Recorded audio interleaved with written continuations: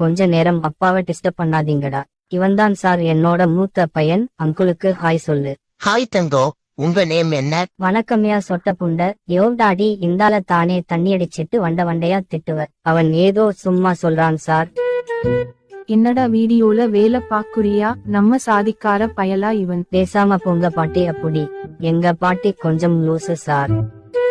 என்னங்க, சிலிண்டர் தீந்து போச்சு, இன்னொரு சிலிண்டரை மாட்டி கொடுங்க. இங்க வேலையா இருக்கேன், அப்புறம் மாத்தி தாரேன். நான் ஒரு வேலை சொன்னா செய்ய மாட்டான், கண்ட நாயெல்லாம் வேலை சொன்னா மட்டும் செய்வான்.